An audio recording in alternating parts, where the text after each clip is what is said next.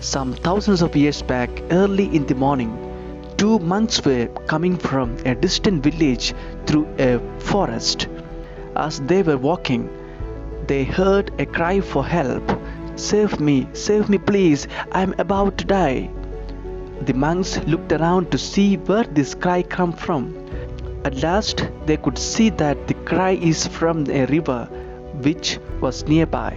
The monks ran to the river to help the person who is in danger. Behold, when they reached in the bank of the river, they could see that it's a scorpion which got drowned in the water, and it was already about to die. One of the monks jumped into the river to save the scorpion. The monk reached near the scorpion and tried to help him out to come out of the water. Perhaps the monk tried to save the scorpion by carrying him in his hand. But whenever the monk tried to carry him in his hand, it stung the monk severely. So the monk put him back into the water itself, as the pain was beyond his control. The monk tried to help him 3 times, but surprisingly, whenever the monk tried to save him, the scorpion did the same thing, it stung the monk. The monk, who was still waiting at the bank of the river, told the other monk, "Stinging is the nature of the scorpion, so leave him there and come now." The monk replied, "Stinging is the nature of the scorpion, but rescuing is the nature of humans." Yes, this is the message. Become a man or woman who saves people from their problems, dangers, and difficulties. We should be ready to save and help even our enemies. One who saves others from their difficulties and problems is a superhero or a superheroine. So there is a hero or a heroine dormant deep inside of us.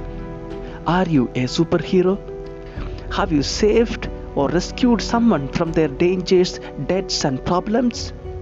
Do you have a nature of saving people?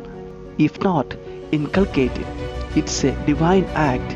Salvation or saving people is the divine act. When we do it, we take part in the divine act and we become partners of divine duties as well. We are created in the image and likeness of God.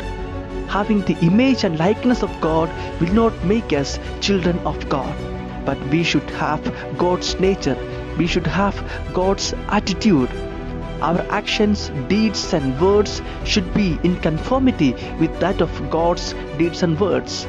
We all are called to be the sons and daughters of God. Do you want to have this title? Then look around, search for people who are crying for your help. Extend your merciful hand towards them. There you will incarnate as a child of God in their lives.